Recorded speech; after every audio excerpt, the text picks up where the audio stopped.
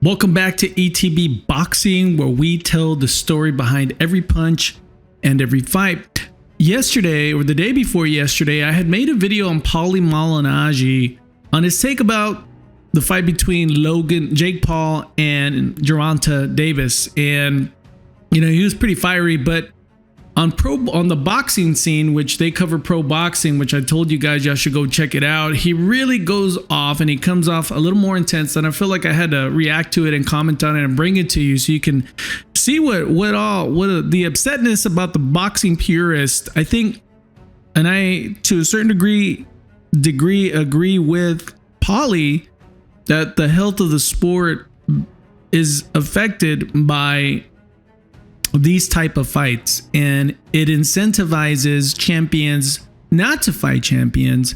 And of course it's going to draw money, of course it's going to make a lot of money for those fighters, but what is it advertising? What is it promoting at that point? Is it promoting greatness or not? Anyway, Paulie gets really intense. He starts touching on some sensitive subjects, and I want to see what you all think once we get there. Welcome into Boxing Scene today here at the Pro Box TV studios. Well, there's no news like breaking news. It broke as I was sitting in my chair waiting for this show to start. Can't say I'm happy about it necessarily. Gervonta Davis taking on Jake Paul. It looks like right now, according to Mike Coppinger, November 15th, Atlanta's State Farm Arena in an exhibition on Netflix. And one of the topics we're going to discuss today, but maybe the future of Gervonta Davis. Now we think we know what it is. To help me break it down in studio, the champ, Paulie Malignaggi, joining us via Zoom, the champ, Chris Algieri. Paulie, literally, breaking news. First thoughts, what are they, man? I know you don't hold back a whole lot, so I'm looking forward to this one. Dude, I don't know. I'm still processing it. It's an exhibition, at least. I don't know. It could have been worse. I guess it could have been a real on-the-record fight. I don't know. You know, wasn't Jake Paul rumored to be in fighting Anthony Joshua recently? Yeah, heavyweight. Heavyweight, big heavyweight. Who said this recently, that they wish they had it like Jake Paul, where you could just go through all the weight classes and be like, I'm gonna fight. Everybody's up for a fight. Everybody's in the room for the fight with Jake, from flyweight to heavyweight. It's great. You got all the kinds of options. Gervonta Davis, I don't think he's wanted to fight Lamont Roach. This was the perfect escape for him. It's really win-win, I guess. I mean, I can't say it's win-win for Gervonta as much as it is for Jake. Jake, it's like, okay, you're fighting a former world lightweight champion. You're bigger, so you have some advantages, even if you're, you know, at a severe skill disadvantage. You're not supposed to expect to do anything, but if you do, it's even, you know, it's bananas for you. You know, it's great. Gervonta, I don't know. What if Jake hits him? You know, Jake's a big guy. I don't know if Gervonta stood next to Jake. Jake's a big guy. Yeah, he's a big dude. And Gervonta is small even by lightweight standards. Right. So it is a little bit of a David and Goliath fight. It's just, you know, the David character in Gervonta is much more skilled. But I guess there's that's the thought process. As far as what it does for boxing, well, absolutely nothing. But then again, what have Gervonta Davis and Jake Paul really done for boxing in the ring aspect? Because Jake, I am a believer in Jake as a promoter, and I think that he has a future as a promoter, and I think he's done very well as a promoter, and I think his company has done some very good things for the sport, and for young fighters, and for you know, brewing talent and making good fights on that basis. But as far as from fighters' perspective, what do they do for boxing from a fighter's perspective? Before Paulie answers this question, what do you think Gervonta Davis has done for the sport of boxing, for all you Gervonta Davis fans? Paulie's about to get into something pretty controversial. We know Jake Paul's strategy. He's not really, in my opinion, taking the sport of boxing seriously. He's just trying to leverage his popularity, pick fights that he can build up and have some sort of hype, get butts on the seats, get people to pay and make a lot of money. And he's been a genius behind that. That's why Paulie Malignaggi is saying he has a future in promoting. But I mean, what do you think they have contributed to boxing? Let's hear. I don't think Gervonta Davis has ever done anything for boxing, honestly. Like I feel like TV has just in this generation, they just create stars, and then they just tell you, okay, we're gonna make this guy the star. It's like they're pre-created, and then they just tell you, because honestly, champ, when's the last time you've been to a Gervonta Davis fight?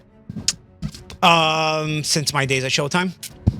And I know you tell me, but here's the thing. See the sneaker right here, these Nikes? I'll tell you, let me finish my thought. Do you see these Nikes? If you promote these Nikes, like they promoted Gervonta Davis's career when he fought the coffee salesman and the milkman and all this other stuff. If you promote these Nikes the same way, you will feel, because we live in a generation so stupid. They're making this fight in the Georgia Dome or whatever. What is the new arena called? It's not even called the Georgia Dome anymore. It's whatever it's called. State Farm Arena. State Farm Arena. Yep. You could fill up an arena making this Nike shoe fight this Nike shoe.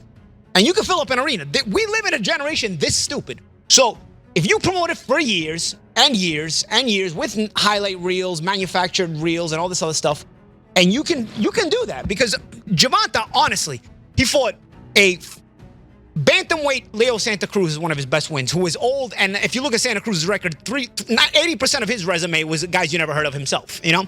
So that's one of his best wins.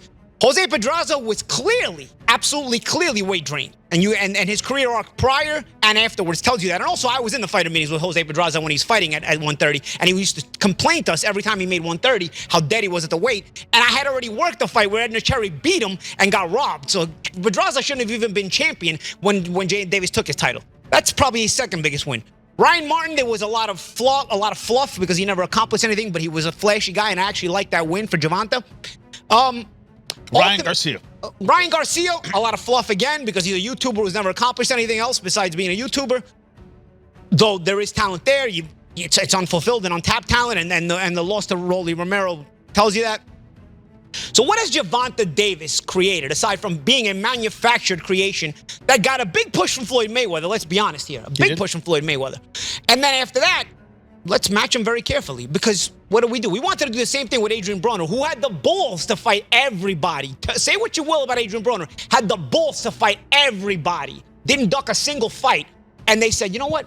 We wanted to do this with Adrian Broner. We wanted to just manufacture a star before he was made into a star. And we kind of messed up by matching him too tough. So the pendulum swung in the complete opposite direction here. It's not like you balanced it out. You went in the complete opposite direction and made this guy fight absolutely nobody constantly. You know, Paulie makes... it's a good point, man. It's a good point.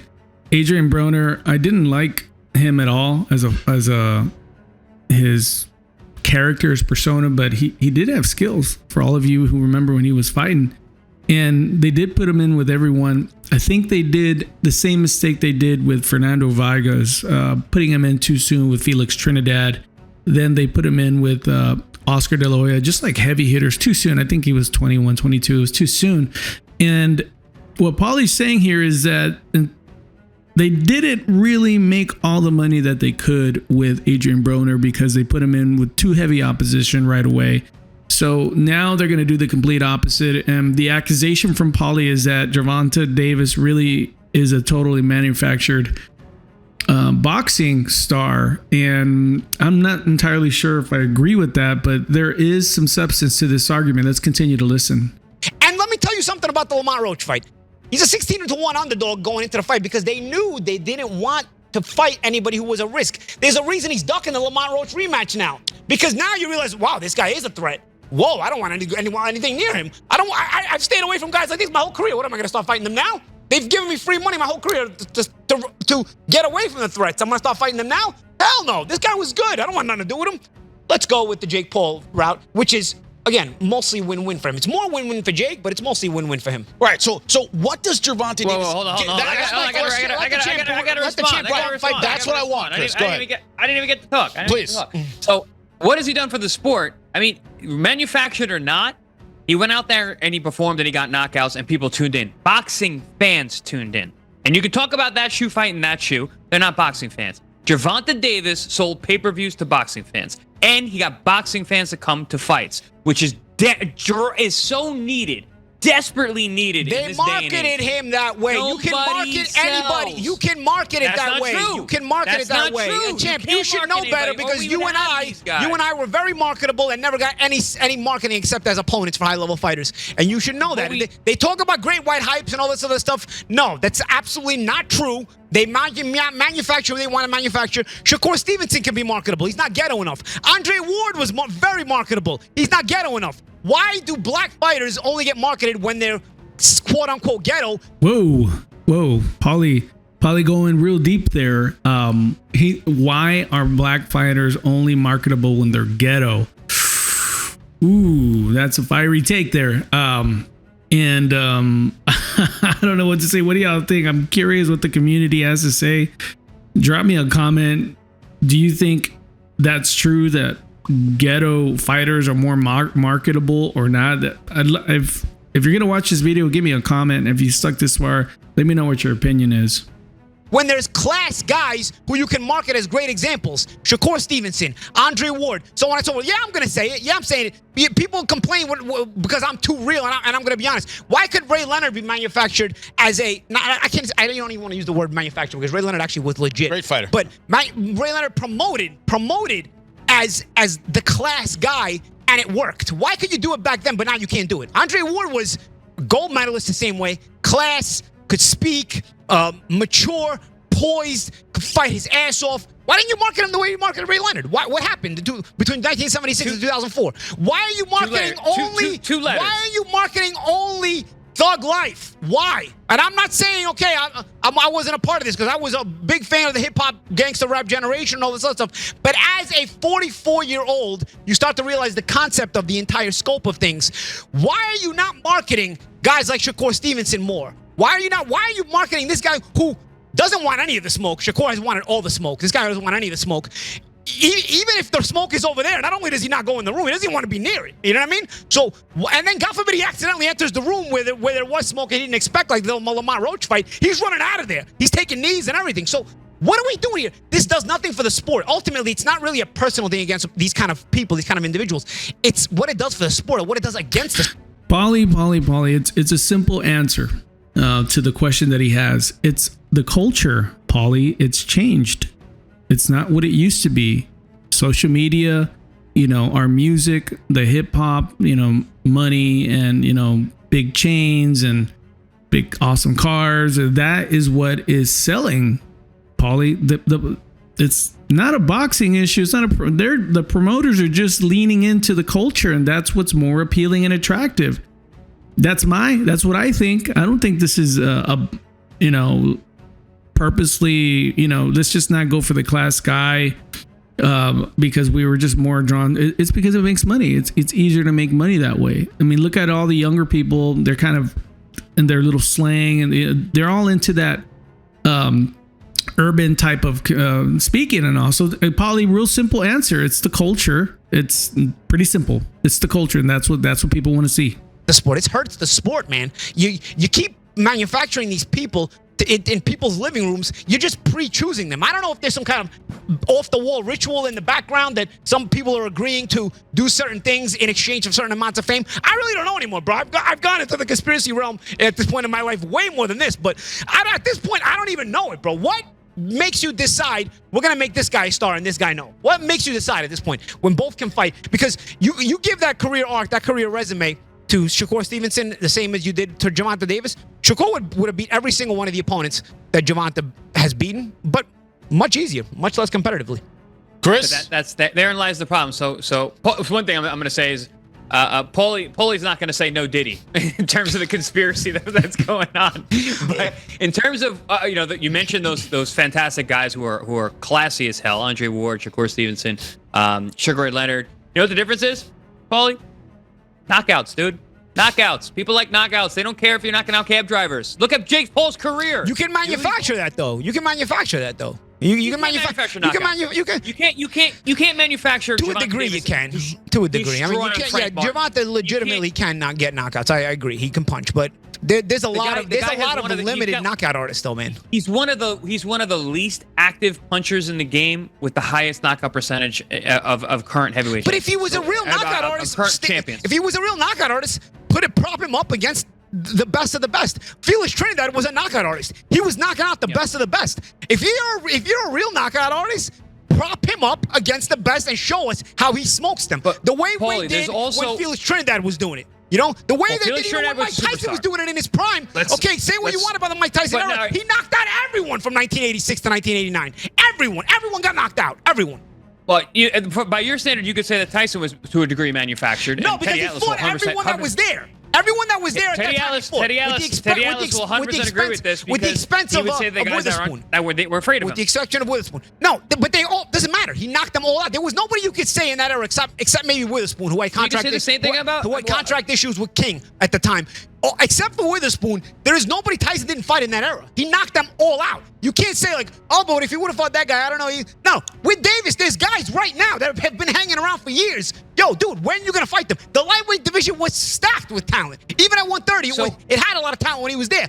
Didn't fight almost any of them. So it's not the same thing as the Tyson era. You want to say anything about Tyson era? Fine. It wasn't as high level or something. He still knocked out everyone. There was nobody there in that era that you can say Tyson didn't fight. Didn't say it was related. It was the same as the Tyson era. Didn't say it at all. I was actually going to say the opposite when you talk about Trinidad. Trinidad is a bona fide superstar. And the way that he was, and like you said, he stepped him up and he knocked out. And he was a knockout punches. No, of course. So that's a different thing. So is Sugar Ray Leonard. Now, you also have to compare it to your contemporaries. Nobody is selling, dude. Nobody is selling. No one sells tickets. No one has a following these days. There's very few fighters who actually sell tickets. There's a push, bro. I was at Canelo Showtime. Alvarez. I was at Showtime. Canelo There's Alvarez. a push. Bro, but champ. I don't want to keep cutting you off, but I got to because they here's all the thing. push. They work. There's a push for certain people. I remember being at Showtime and even watching on HBO on TV. They're mentioning Saul Alvarez, who I didn't even know his name was Canelo at the time, as a possible Mayweather opponent when they were talking about possible Mayweather opponents. I'm like, I knew. Well, I mean, I think Paulie's going into his Canelo Alvarez hating mode here, because when Canelo was about to fight Mayweather, he had already had some substantial fights already under his belt. I thought it was too soon, obviously, for Canelo to fight Mayweather. But here's the thing, Paulie. I probably won't see this video, but here's the thing that Paulie's not understanding is there has to be a little bit of care for the fighter. I mean, if you have a talented boxer, you don't want to put him in too fast. One, because you want him to develop. Two, you want to draw out more, create more buzz and see you can draw more money. That's why the people are doing it, for money. And number three, it's a different generation, man. I mean, look at that ridiculous New York card where Devin Haney, Ryan Garcia fought, and it was a terrible card. And there's no drive for greatness as much as there used to be. It's just part of the culture, I think, and part of, I hate to say it, man, Floyd really created a blueprint that everybody tried to copy, except not everybody's Floyd Mayweather. Floyd Mayweather was this, he created this promotional hype about him there. He was the villain, he was the heel, and but he still had the goods, man, and he could fight good fighters. And sure, he would manufacture some fights. He would fight some people that, it wasn't really going to be a competition. He knew he wasn't going to win, but people still wanted to see. But he also had the skills. And prior to becoming Money Mayweather fought everybody. And so it's just a different era, Paulie. Everything's changing. The media sources we watch, more people are streaming. Boxing has more competition now with UFC than it did in the past. Other sports are becoming popular now. I just think that Paulie sees some of the fighters like Gervonta Davis, Ryan Garcia, and everybody else as people who are doing the least amount of work and taking the most amount of money. And for them, that's fair game. But you're not going to get greatness out of that. And I think that's where Paulie is upset about this, is that the strategy and how to make money and become well known in the boxing world is not going to produce greatness. It's just going to make a lot of money and hurt the sport. I think that's his ultimate concern here. Anyway, I'm going to cut it short here. I would like to know what you think. What's your opinion on Paulie's take? Hot take, but I wanted to bring this to you, so I just want to hear what you all have to say. Anyway, thanks for stopping by to ETB Boxing, where we tell the story behind every punch and every fight.